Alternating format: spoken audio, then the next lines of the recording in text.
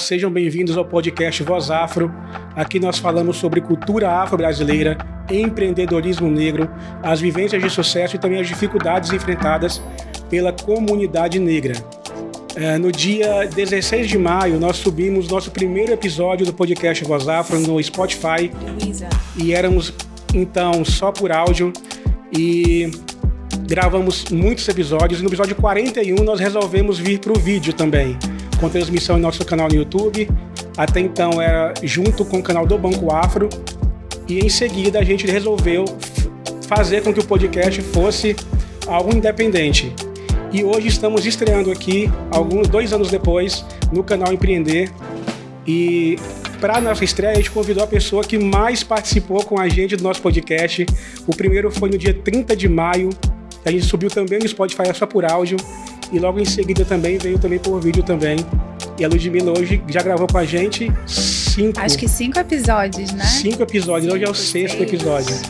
Então nada mais justo do que trazer aqui na estreia quem já gravou tanto com a gente, já conhece bem a gente também, né? Me sinto muito honrada, né? Passou rapidinho esse um ano, né? Que bom que a gente está comemorando com chave de ouro. Exatamente. Que é a estreia na TV. Exatamente. Parabéns. É mais um passo que a gente está dando, né? Mais um passo aqui no canal Empreender.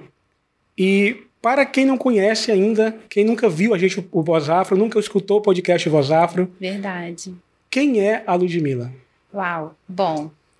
Eu sou contadora, sou empreendedora social, sou empresária e criadora da Empoderamento Contábil, que é o primeiro negócio de impacto social do país, com foco em contabilidade e finanças para micronegócios periféricos liderados por mulheres.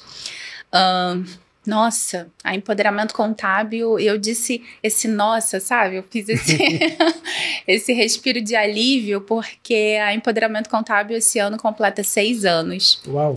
E aconteceu tanta coisa, sabe, nesse tempo, inclusive essa parceria de sucesso que a gente firmou ano passado. E nesses 6 anos, mais de 5.000 pessoas já foram impactadas com as nossas ações, consultorias, eventos, e esses eventos se resumem em palestras, workshops, oficinas, seja no Rio de Janeiro, em São Paulo, nas periferias do país. Mais de 50 eventos realizados, mais de 50 clientes atendidas diretamente.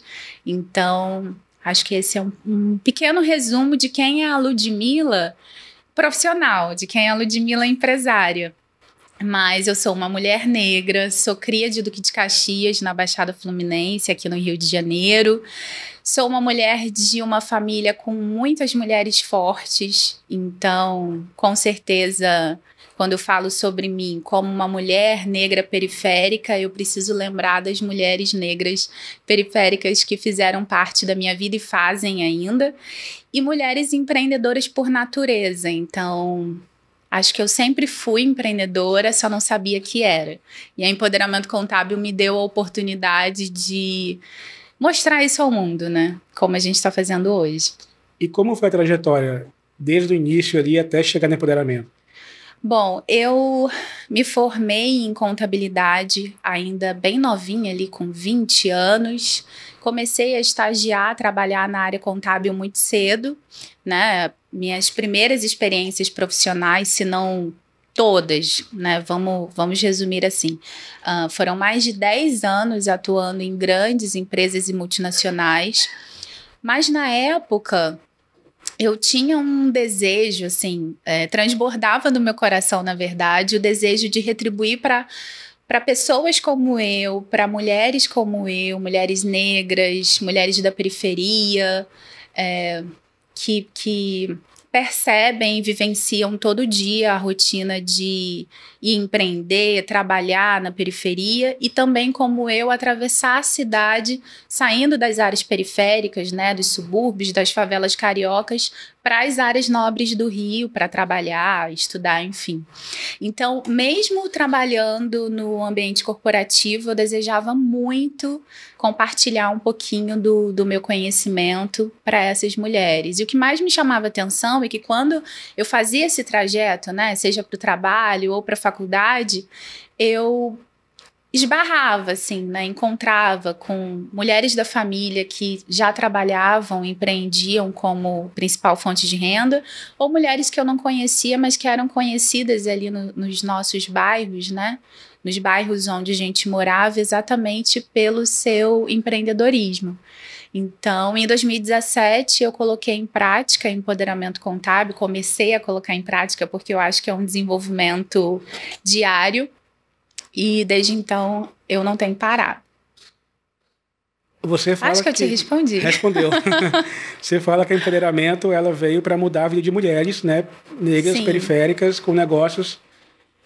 Mas ela é restrita a mulheres ou você também atende homens também? Então, a gente não coloca...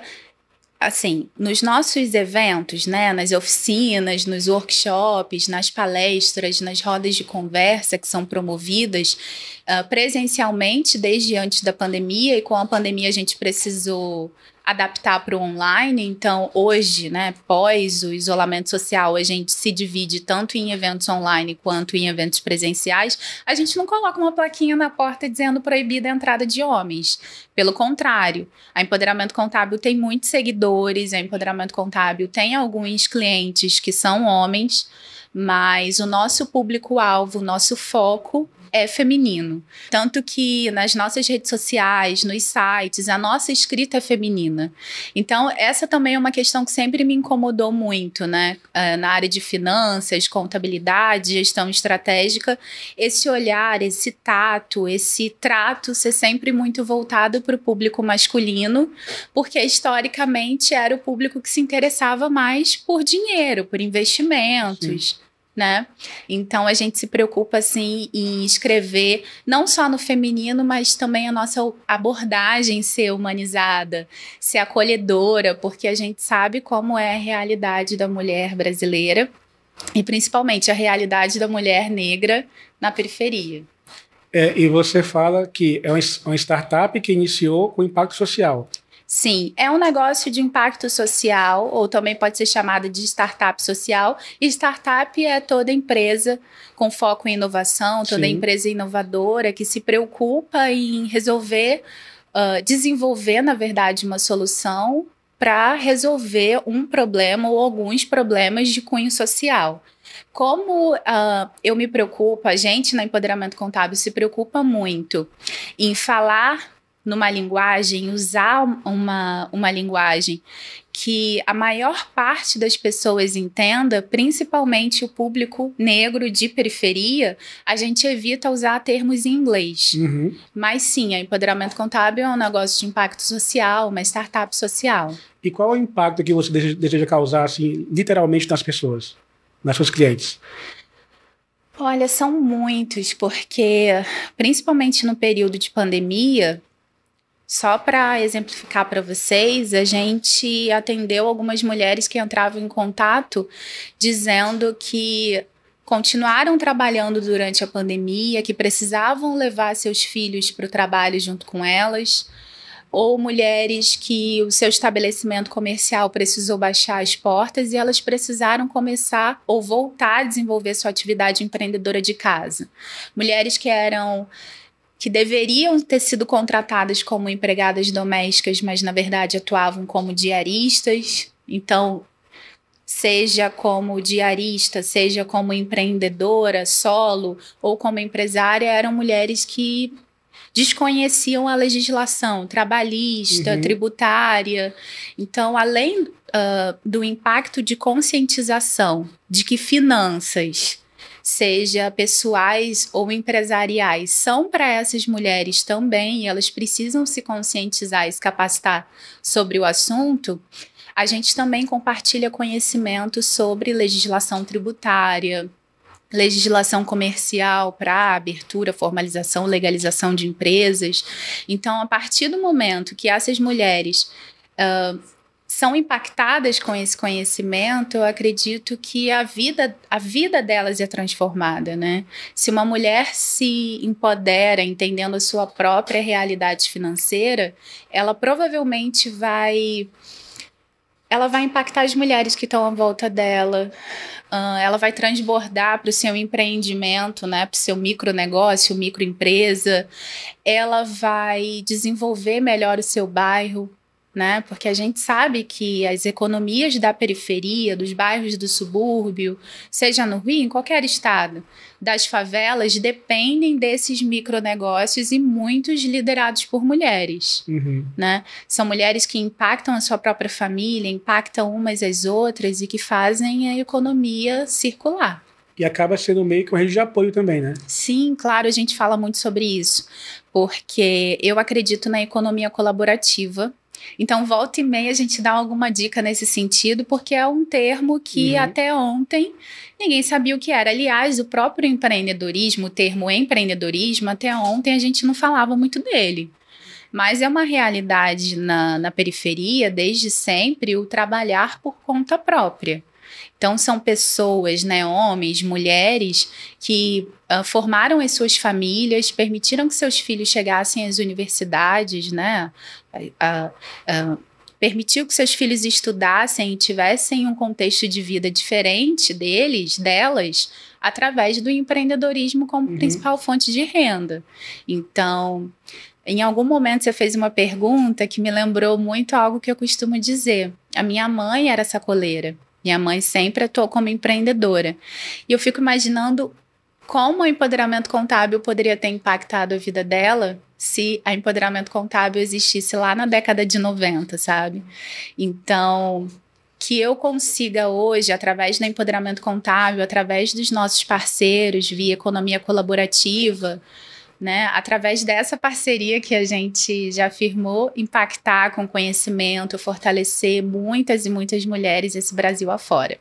E a gente fala de economia, literalmente falar de dinheiro. Sim. Por que é tão difícil falar de dinheiro, de vida financeira? Muito difícil, né? É mais fácil falar, e não sou só eu que estou dizendo, né? Tem pesquisas sobre esse assunto. Que é mais fácil falar sobre religião, é mais fácil falar sobre sexo do que falar sobre dinheiro. Então, falar sobre dinheiro ainda é um grande tabu. A maioria das pessoas tem medo de ser julgado quando o assunto é falar sobre dinheiro, então tem medo de acharem que ganham menos do que as outras pessoas, né, achariam que é a sua remuneração. Por exemplo, eu falo que ganho 5 mil, e aí o Robéli, nossa, mas ela só ganha isso, e o padrão de vida dela é tão alto, né, ou vice-versa, você falar que tem uma remuneração maior do que as pessoas imaginam, enfim. Quando você fala sobre seus gastos, suas dívidas, para algumas pessoas é como se estivesse se desnudando, né? Sim. Você fica ali totalmente entregue a quem está na sua frente, né? Com quem você está conversando. Sem contar que no ambiente de trabalho isso também pode causar grandes confusões, né? Às vezes a gente quer mudar o nosso hábito de consumo e a partir do momento que a gente fala para outra pessoa, você, além de se expor, como a gente comentou agora há pouco, você pode ser cobrado amanhã ou depois, sabe? E não é legal, né? Então, sim, ainda é muito difícil falar sobre dinheiro, mas eu acho que a gente pode mudar um pouquinho esse cenário, né? Olha a gente conversando sobre dinheiro aqui. Mas você falou assim, no ambiente corporativo é um pouco complicado, né? E pode, inclusive, gerar confusões dentro da própria empresa. Falar assim, como assim fulano que não faz nada ganha esse valor todo? Exatamente. Uma das multinacionais onde eu trabalhei, todos os anos tinha um comitê de avaliação. E ali todos os gerentes, diretores se reuniam e durante um dia inteiro para definir quem seria promovido, com qual rating, né? Que é aquela classificação, dependendo do que você desenvolveu ao longo daquele ano, quais pessoas seriam demitidas, quais pessoas seriam congeladas, tipo, não receberiam a sua promoção. E sempre depois desse comitê, quando o que tinha sido decidido ali era liberado oficialmente, rolava essa rádio corredor, né? Tipo, como é que fulano pode ter recebido esse rating, né, essa nota, pode ter sido promovido enquanto Beltrano foi congelado, foi demitido, sem contar a questão ali salarial. Sim, sim. Né? Então, falar sobre dinheiro pode causar algumas confusões, mas eu acho que Que é principalmente porque as pessoas não estão acostumadas a conversar sobre isso, né? A gente vive numa sociedade muito capitalista. Sim. Quer dizer, muito capitalista. A gente vive numa sociedade capitalista,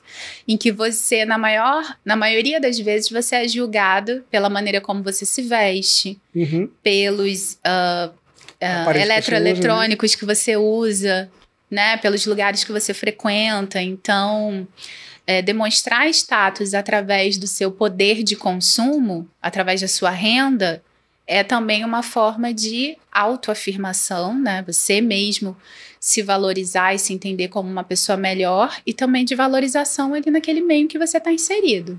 Mas você não acha também que essa questão de se autoafirmar muitas vezes leva as pessoas a endividamentos? Porque com certeza. Tem a questão da aceitação social. Então, para eu ser aceito naquele meio que eu quero estar inserido, eu preciso ter o celular do modelo X, eu preciso usar a roupa da marca Y, e por aí vai. E não tem condição de viver daquela forma. Então, meio que vive de uma aparência. Sim. Isso é um grande problema, assim, um grande catalisador do endividamento brasileiro, né? Com certeza, com certeza. Eu acho que é importante a gente pensar o seguinte. Se a gente vive numa sociedade capitalista, e esses dias eu recebi uma mensagem no Instagram, né, da Empoderamento Contábil, um rapaz me perguntando assim, poxa, eu adoro seus posts, né, gosto muito de saber sobre finanças, mas assim, como é que eu faço para não pagar imposto? E aí eu alertei a ele, que a gente vive numa sociedade capitalista, então o governo ele tem permissão para cobrar tributos para cada consumo, né, para que a gente vier a realizar. Sim. Então acho que se a gente vive numa sociedade capitalista, a pessoa que mora na Faria Lima, por exemplo, ou em Ipanema, ela provavelmente vai ser impactada por essa questão que a gente acabou de comentar, né? O consumo como forma de autoafirmação. Sim. E a pessoa que mora lá no topo do pavãozinho ou no lixão, que quem é de Caxias sabe com quem eu tô falando, também vai ser impactada, né? Então, por que muitas vezes a gente ouve comentários tão pejorativos sobre o favelado que quer usar o tênis de marca e não sobre quem mora em áreas nobres da cidade, né? Então, o favelado, ele não pode comprar o tênis de marca simplesmente porque ele não tem dinheiro suficiente para isso e vai se endividar, mas é a pessoa que mora numa área nobre e que não contrata uma empregada doméstica, mas sim uma diarista, para não ter que pagar os direitos trabalhistas para aquela profissional, né? Então, ao meu ver, a gente tem duas situações aí que precisam de esclarecimento, né? Que precisam de conscientização. Nesse momento, eu acho que é mais fácil conscientizar uma pessoa de comunidade, uma pessoa periférica sobre os seus desejos de consumo e a maneira como consome, do que alguém que já vem tentando burlar o sistema capitalista sem precisar. Exatamente. O nosso papo agora, a gente falou um pouquinho sobre finanças, que é muito difícil falar sobre dinheiro, né? Sim. E a gente está estreando aqui no canal em junho, mês dos namorados. A gente sabe que tem um probleminha aí de falar sobre finanças nas relações amorosas. Sim. Por que é tão difícil falar sobre dinheiro até com parceiro? Então, é difícil falar sobre dinheiro, né? A gente comentou agora há pouco, ainda é um grande tabu. Seja com alguém da família, seja com um amigo, uma pessoa próxima. E aí acaba sendo uma grande questão para quem está endividado. Porque geralmente até as pessoas mais próximas não sabem que aquela pessoa está passando por uma situação financeira tão desastrosa, né? E aí a gente... Com certeza você já deve ter ouvido de alguém que teve desenvolveu, na verdade, um transtorno alimentar, ou um transtorno de sono, ou até mesmo depressão por questões de problemas financeiros, dívidas principalmente. Sim. E se falar com pessoas da família é difícil, imagina quando você está começando um relacionamento, né? Acho que é importante a gente deixar claro que quando a gente imaginou que fosse mitos financeiros sobre relações amorosas, a gente não quis colocar mitos financeiros no casamento, ou mitos financeiros no namoro, porque hoje em dia tem muitas pessoas que não estão numa relação tradicional, né? Ou que, enfim... desenvolveram ali o seu próprio tipo de relacionamento, mas que ainda assim são atravessadas por essas questões financeiras. Embora a gente saiba que, por exemplo, em 2022 foi realizado mais de 800 mil casamentos, se eu não me engano. Uau! E as pessoas estão voltando a se casar. E é uma indústria que fatura bastante, né? Tem ou pelo programa menos disso, né? voltou a faturar depois da pandemia.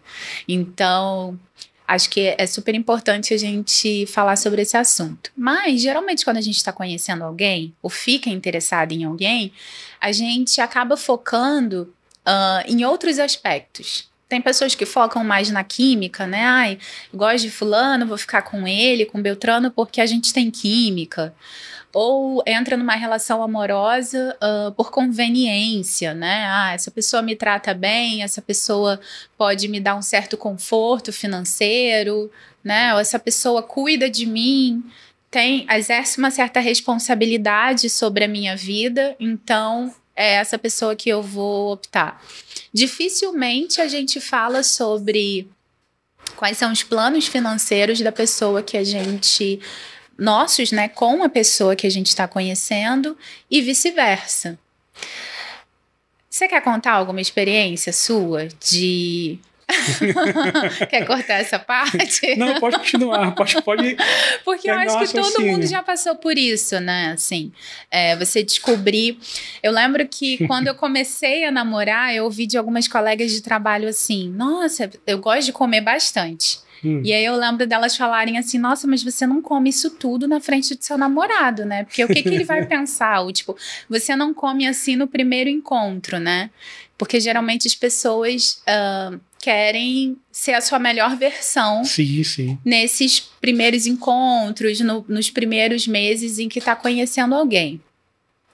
Acho que é importante a gente pensar que a comunidade LGBTQIA+, eu acredito que acaba tendo uma preocupação muito maior em relação a isso, porque historicamente são diversos casos de casais que ficaram juntos durante anos e que quando um dos dois faleceu, né, ou uma das duas pessoas faleceu, a família não permitiu que esse companheiro ou essa companheira tivesse acesso aos seus bens. Eu acho que a gente pode começar por aí, sabe? Eu acho que é difícil mesmo falar sobre finanças, sobre dinheiro, sobre suas práticas de consumo, seus sonhos financeiros, muito porque as pessoas têm medo de ser julgadas. Antes de falar das minhas experiências pessoais... Eu já falei da minha, eu falei que eu como muito, mas aí eu vou comer mesmo no primeiro encontro, no início de namoro. Fala sério. Não, mas essa questão desses gastos assim mesmo, surreais. A gente gravou um episódio do lado passado, acho que foi o segundo ou terceiro, que eu até comentei, né, que eu tinha um gasto excessivo com açaí. Sim. Que é algo que eu gosto muito. E quando eu fui fazer a conta depois, no fim do mês, foi aquele... Você descobriu que dava para abrir uma franquia de açaí. Quase isso. Mas eu listei aqui alguns mitos financeiros nessas relações. Vamos comentar sobre cada um. Pra gente comentar sobre eles. O primeiro que eu vi aqui foi: o amor verdadeiro supera qualquer problema financeiro. Não, né? E vocês que estão assistindo sabem que também não. Dificilmente um amor verdadeiro vai superar problemas financeiros, principalmente quando a gente exemplifica problemas financeiros sérios, né? Pessoas serem despejadas, a perda de um emprego, ou o fato do seu companheiro, da sua companheira ganhar mais que você, ter uma remuneração acima que a sua. Eu acho que é fundamental você tentar conversar sobre isso ainda no início da relação, principalmente antes de decidir dividir residência, carro, fazer conta conjunta. Acho que é super importante prestar atenção no consumo, sabe? Nos desejos de consumo que essa pessoa tem, porque volta e meia a gente fala, né? Meu desejo de consumo é uma air fryer, ou meu desejo de consumo é um computador. Volta e meia a gente comenta. Não corre o risco de você ser pega de surpresa, se bem que, óbvio, provavelmente depois de você morar junto com alguém, Quando você mora junto com alguém, é aí que você conhece essa pessoa de verdade. Mas prestar atenção nesses sinais, né? Sejam os sinais não ditos, né? Que é quando a gente percebe que uma pessoa compra coisas acima do seu orçamento, né? Leva um estilo de vida muito acima do que poderia levar. Uhum. E também esses sonhos de consumo que volta e meia a pessoa comenta com você que gostaria de ter. Aí tem uma outra aqui que eu separei também, que é quase que o oposto disso, que diz que o amor verdadeiro é compartilhar tudo financeiramente. Difícil, né? Difícil. Eu acho que para a maioria das pessoas, já que é tão difícil falar sobre finanças, falar sobre dinheiro, falar sobre dívidas, você do nada, assim, por experiência própria, você do nada ter alguém junto com você dizendo o que você deve ou não fazer com o dinheiro que até ontem era só seu. Uhum. As decisões financeiras que precisavam ser tomadas só dependiam de você. E a partir do momento que você vai morar junto, se casa, enfim, tem ali um companheiro ou uma companheira no dia a dia, espera-se que essas decisões financeiras sejam dos dois, seja do casal ou seja da família. Só que essa remuneração que você recebe, seja carteira assinada, empreendedorismo, né, aposentadoria, bolsa, auxílio de estágio, enfim, essa remuneração é a pessoa física, indivíduo que recebe, né? Mas as decisões financeiras precisam ser tomadas pelo casal. Tem algumas dicas que eu geralmente dou para as seguidoras da Empoderamento Contábil, para quem está consumindo o conteúdo que a gente promove, que é para organização financeira pessoal. Uhum. E eu entendo que vale muito quando se trata de uma família, né? Quando se trata de um casal, enfim. Que é você tentar manter um orçamento atualizado, né? Lude, o que seria exatamente um orçamento financeiro atualizado?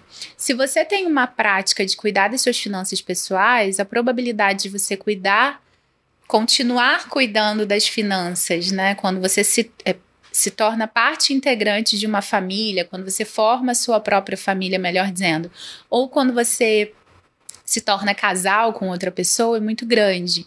Que é exatamente você listar quais são os gastos mensais, né? Seja diários, semanais ou mensais. Fazer um planejamento financeiro de curto, médio e longo prazo, né? Eu costumo dizer, já que a gente precisa trazer a realidade, né? Desmistificar as finanças, porque o meu objetivo é esse com o Empoderamento Contábil, é falar de uma forma leve, desmistificar vários jargões da área, que para mim ou para alguém que seja da área de finanças é super fácil compreender, mas para quem não é, fica totalmente perdido. Então, ter um planejamento financeiro com metas simples, sabe? Se você pretende fazer uma viagem, né, você como indivíduo, e o seu companheiro não, ou sua companheira não, isso precisa ser debatido. E Robélio, é tão comum a gente perder a individualidade, né? Quando a gente entra no relacionamento. Sim. Se você para de se ver como indivíduo, seja porque você foi forçada a isso, né? Ou não, ou foi porque você foi cedendo e acabou não percebendo. É muito comum que isso aconteça com as suas finanças também, né? No final você esteja ali provendo essa outra pessoa, seu companheiro ou companheira, e nem perceba. Sim. E a conta em algum momento chega, seja no fim da relação, ou seja no momento de crise do casal ou crise financeira. Então essa organização precisa acontecer.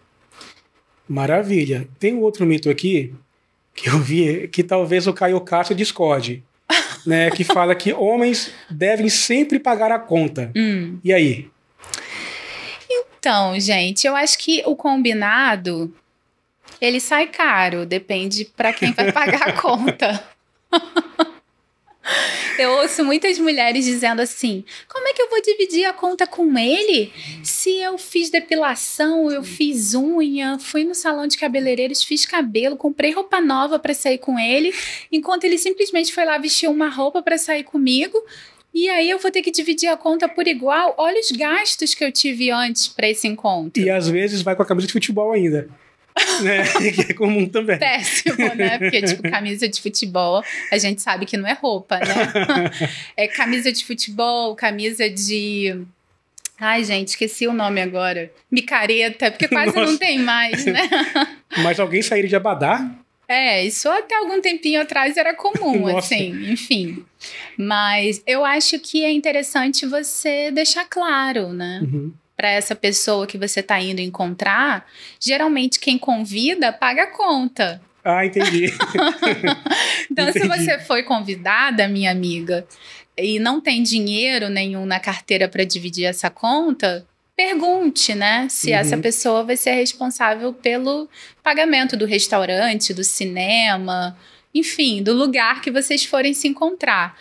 Mas eu acho que não tem problema nenhum, né, você dividir a conta também. Eu acho que depende da sua organização financeira, né?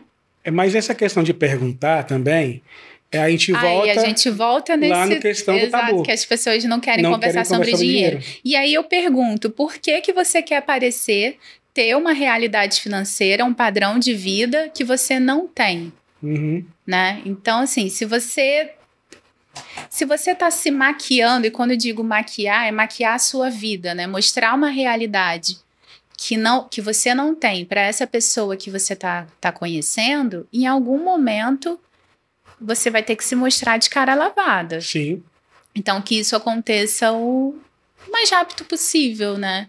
A gente não está falando aqui de você dividir os grandes problemas da sua família, né? Ou traumas que você viveu e que é difícil você conversar, que geralmente a gente só conta quando você confia nessa pessoa e já tem um relacionamento há algum tempo. A gente está falando sobre coisas que todo mundo passa, todo mundo sai de casa às vezes. Já aconteceu com todo mundo? Você passar o cartão de crédito e ficar naquela dúvida se a compra vai passar ou não. Já aconteceu com todo mundo você ter que devolver, de repente, um item que você foi comprar porque o seu cartão de crédito não passou, né? Hoje, com as ferramentas que a gente tem de compra digital, isso é mais difícil acontecer. Quem não tem dinheiro não tem mesmo. Mas todo mundo já passou por alguma situação desconfortável por causa de dinheiro. Eu acho que é importante a gente olhar para si. Teve em um dos podcasts, né, que a gente gravou, não vou me lembrar exatamente qual episódio foi, mas eu sugeri que a gente colocasse a vergonha no bolso nesses momentos. Seja para pedir desconto, seja para você deixar claro para o boy ou, enfim, para o seu crush que você não tem dinheiro para dividir a conta, né? Que o pagamento dependeria só dele. Porque quando os nossos boletos chegam, ninguém toca a nossa campainha perguntando se a gente quer ajuda para pagar. Então, uma mulher empoderada, ela sabe bem a sua realidade financeira, né? Sim.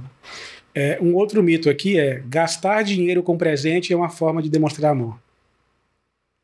Então, depende. Para algumas pessoas, essa afirmação é bem verdadeira, assim. Algumas pessoas gostam muito de dar presente. Algumas pessoas gostam mais de dar presente do que de receber. Então, acho que essa máxima pode ser válida, mas para algumas pessoas, atitudes do dia a dia são mais importantes do que presentes. Né? Eu ouço muitas mulheres falando, inclusive em relação à intimidade sexual. O meu companheiro... E aí, né, gente, já que é mais fácil falar sobre sexo do que falar sobre dinheiro, não tem problema nenhum comentar isso aqui. O meu companheiro é um companheiro só entre aspas, porque no dia a dia esse carinho, né, esse reconhecimento do meu valor não acontece. E aí, no final do dia, ele quer ter uma intimidade comigo, enfim. Então, eu acho que é importante você conhecer essa pessoa que está do seu lado, sabe?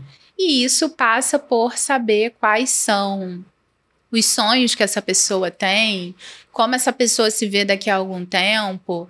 Às vezes, num casal, uma pessoa quer morar num lugar super legal, quer ter um estilo de vida super bacana, e a outra pessoa...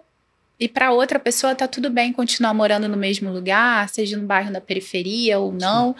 Então, acho que essa comunicação, ela precisa acontecer, porque senão, provavelmente isso vai trazer uma crise para o relacionamento. Tem um outro mito aqui. Dívidas são problemas individuais e não do casal.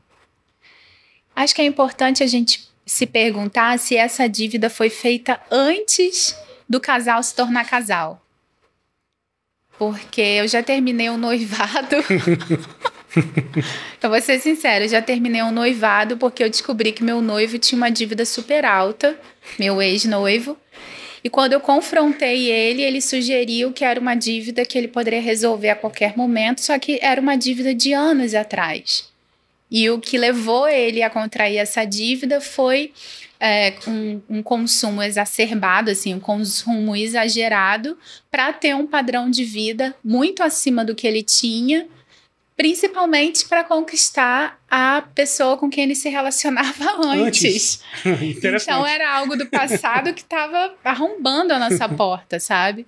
O tempo, passaram-se alguns meses, ele não resolveu a questão e ficava martelando na minha cabeça. Cara, a partir do momento que a gente se casar, isso vai impactar diretamente a nossa vida financeira. Sim. Então, o noivado acabou, claro, não foi só por esse motivo, mas esse foi um dos pontos principais para que eu rompesse o relacionamento.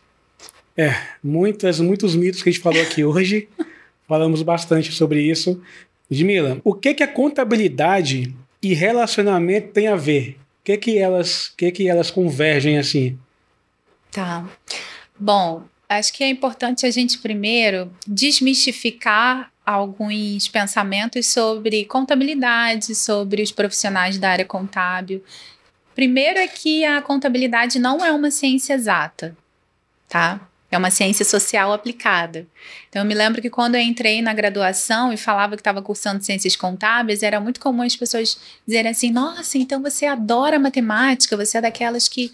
Ou até hoje, né, quando eu vou no restaurante com um grupo de amigos e tal, todo mundo pede para eu fazer as contas e tal.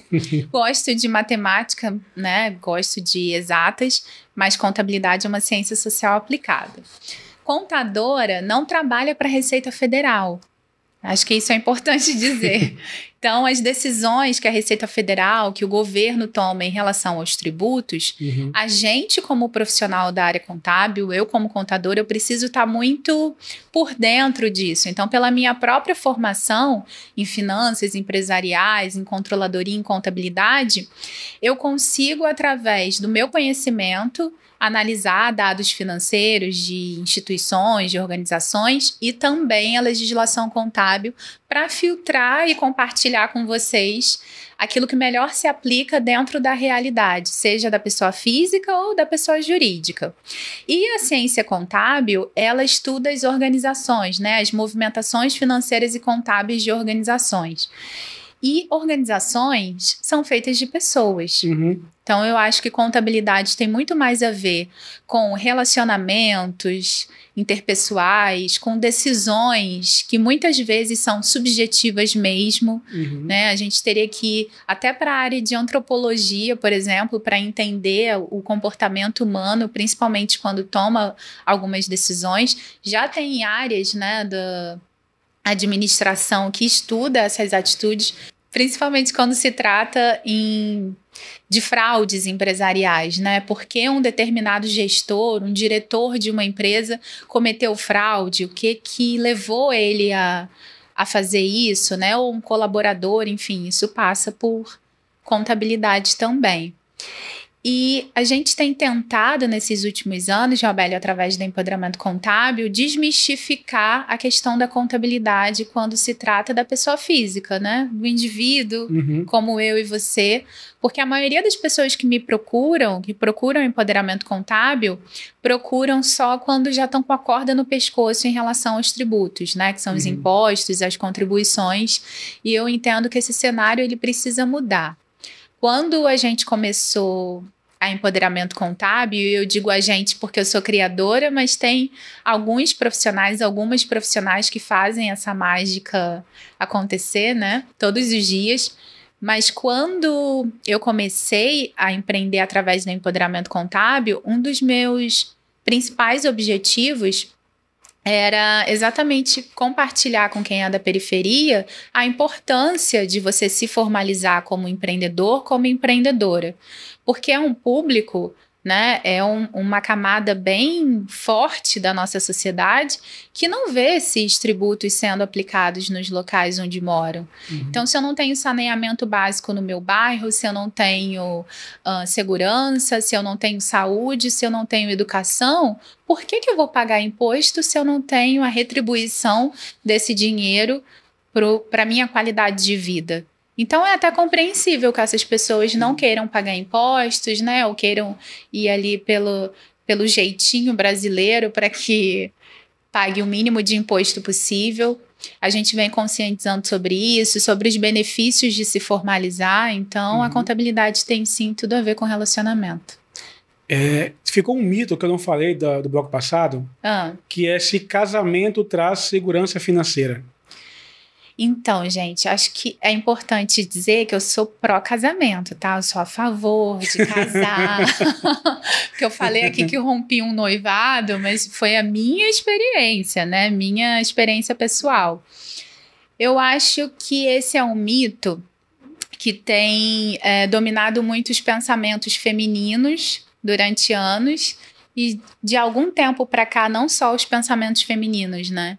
Eu tenho visto as pessoas se casarem cada vez mais por conveniência, ou irem morar junto, ou, enfim, ter uma relação amorosa duradoura, e não pelo sentimento em si, pela cumplicidade, todos os bônus que você formar uma família, os bônus subjetivos, digamos assim, que você formar uma família pode trazer.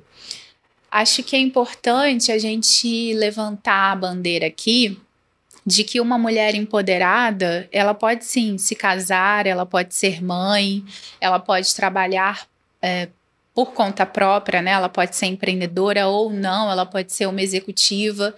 As escolhas precisam ser feitas por você.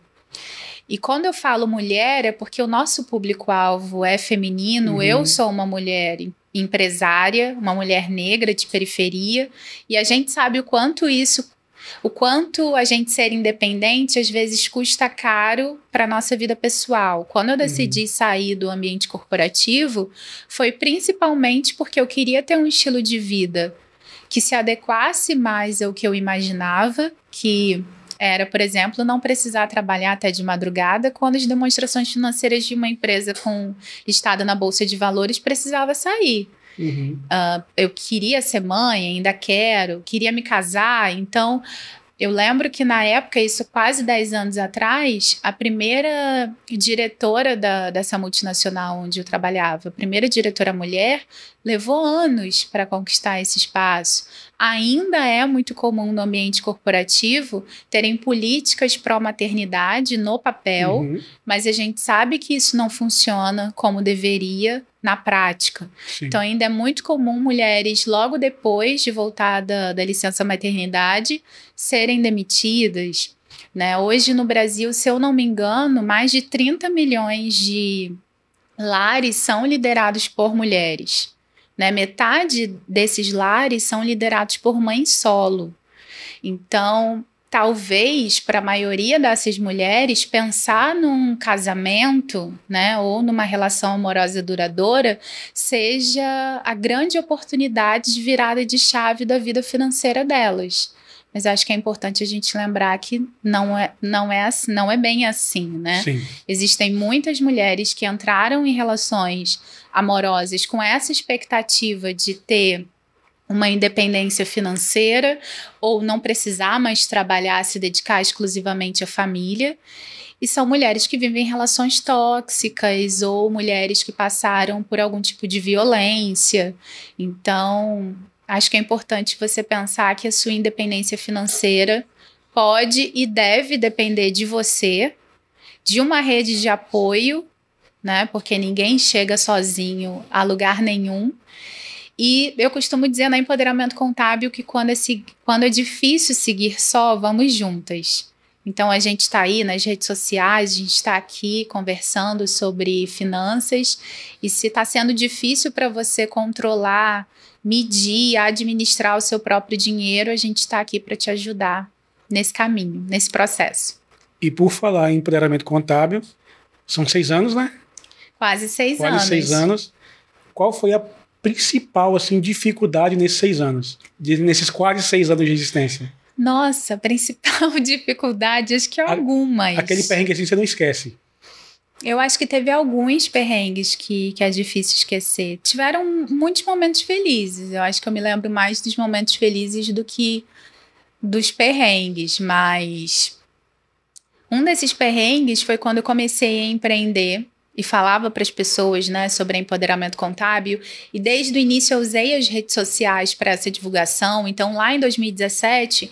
eu atuava como profissional liberal, como contadora autônoma, e parte da minha renda eu revertia para fazer acontecer esses eventos que eram independentes, né? Eventos de conscientização, capacitação e treinamento. E eu ouvia, ou às vezes recebia por mensagens, pessoas que achavam que eu estava disponível para mercado.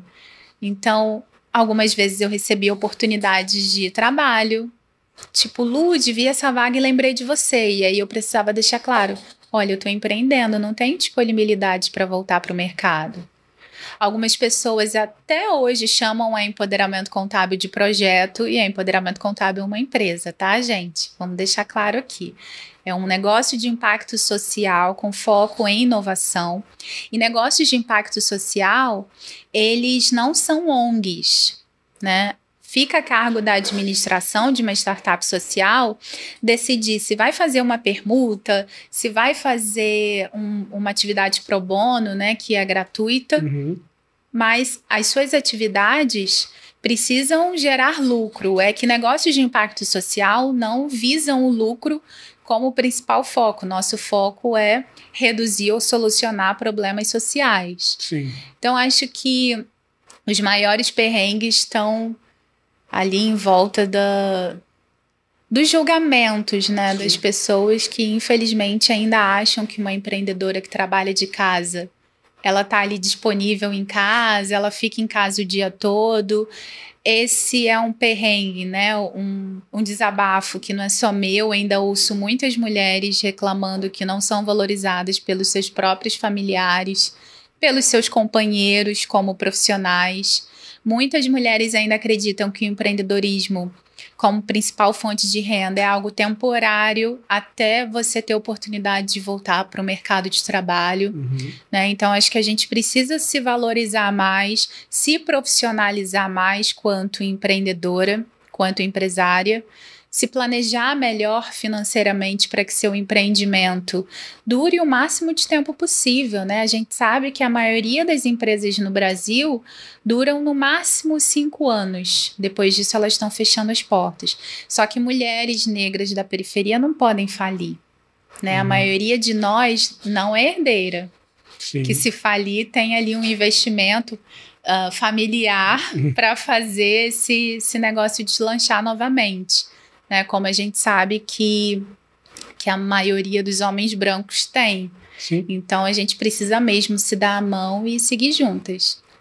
E falando também ainda em empreendedorismo e também em relacionamentos, tô namorando e quero abrir um negócio com a minha namorada como sócia. É um bom negócio? Sabia que eu já tive alguns clientes no empoderamento contábil que eram casais, mas não eram casais namorados, eram casais já casados há algum tempo. Então, eu confesso que às vezes a gente estava ali se reunindo, não é mesa parecida com essa, assim, mesa de reunião para realizar a consultoria, e eles traziam problemas de casa. Então, aconteceu algumas vezes eu ter que levantar, dar uma saidinha para deixar eles ali resolvendo o que tinha ficado de pendência de casa. Depois eu voltava e falava, vou pegar um café. É quase a terapia. Mas estão felizes, estão juntos, continuam empreendendo. Então, acho que é comum, né, esse tipo de desentendimento acontecer. Geralmente, eles se complementam, né? Então, nesses casos que eu comentei, uma pessoa, né, a mulher era da área de finanças, precisava de um suporte, porque ela não estava dando conta, por isso que ela contratou empoderamento contábil, e o marido era um vendedor nato. Então, ele não tinha ideia do que era capital de giro. Ele vendia um carro, que era uma concessionária, ele já queria ali comprar outro, e ela puxando, não é assim. Quando uma outra pessoa entrou, no caso eu, uma profissional eu entendi ele, eu percebi, na verdade, ele ouvindo melhor. Tem coisas que se a gente ouve da nossa mãe, do nosso companheiro, de alguém da família, talvez a gente não dê tanta bola assim, não dê muito ouvidos, mas quando é uma outra pessoa, uma profissional, enfim, talvez com mais tato, consigo ouvir. E um outro casal também, ela era mais da administração, ele era de vendas, então acho que a sociedade, principalmente no relacionamento, pode dar certo sim. Mas aí, como funciona também essa questão de misturar as contas pessoais com as contas da empresa? Que acaba sendo muito comum, né? Nossa, muito comum. Muito comum. Eu geralmente brinco do mural da vergonha alheia nos eventos da Empoderamento Contábil, porque ninguém tem coragem de falar dos seus próprios erros, né? Então eu trago um mural da vergonha alheia pra gente rir dos erros dos outros, tipo, stalkeando os erros alheios, porque esse daqui não é o meu. Mas falando dos erros dos outros, o principal erro é, sim, misturar as finanças pessoais com as finanças empreendedoras. Porque a maioria das pessoas empreende por necessidade, né? Sim. Então, poucas são aquelas que recebeu um investimento e que vai, de fato, começar um negócio do zero, e o planejamento financeiro acaba sendo o primeiro passo. Dá claro para você fazer o planejamento financeiro depois do seu negócio, do seu empreendimento rodando, né? Não se preocupem em relação a isso. Mas a maioria das pessoas começam a empreender por necessidade, geralmente das suas próprias casas, né? Não tem um planejamento financeiro para saber exatamente quanto precisa ser vendido de produto ou serviço, até dar lucro, não tem capital de giro. Então, você faz uma venda, aquele dinheiro que entra, né, que você recebe do seu cliente ou da sua cliente, já é para pagar os custos que você teve para desenvolver um produto ou serviço e também para botar comida na mesa. Sim. Então, o primeiro passo, eu entendo, que é você abrir uma conta bancária focada na sua empresa, para que as movimentações financeiras da sua empresa passe por uma conta diferente da que você e seu companheiro, você e sua família usam para pagar as contas todo mês, né? E, claro, ter um orçamento separado, né? Tanto para controlar a entrada e saída de dinheiro da família, entrada e saída de dinheiro da empresa, quanto também para produzir esse planejamento financeiro à parte. Separado. Lud, a gente está chegando no final, né, nesse episódio, dessa estreia aqui na TV, no canal Empreender. Maravilha. E como é que você imagina empoderamento contábil em 5 anos? Nossa! Eu imagino o empoderamento contábil crescendo e empregando outras mulheres, chegando cada vez mais longe. A gente, ano passado, estreou o canal no YouTube, então foi uma grande conquista, assim. Tem o nosso site também, né, já fazendo jabá aqui, acessem nosso site. Mas eu imagino o empoderamento contábil crescendo, empregando outras mulheres, impactando cada vez mais pessoas, né, gerando cada vez mais impacto. Tenho alguns planos, sim.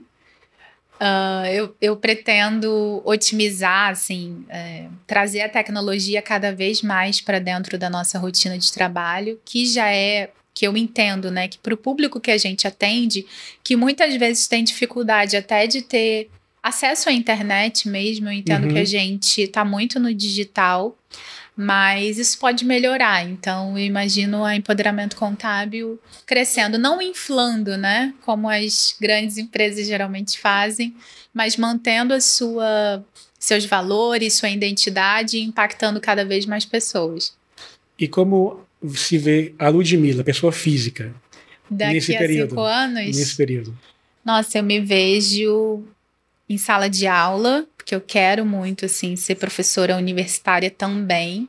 Eu acho que o meio acadêmico, né, as academias, elas precisam permitir a entrada de nós que somos profissionais e que sabemos como no dia a dia lidar com temas, que a academia ainda está congelada, né, ainda está um pouco estacionada em relação a isso.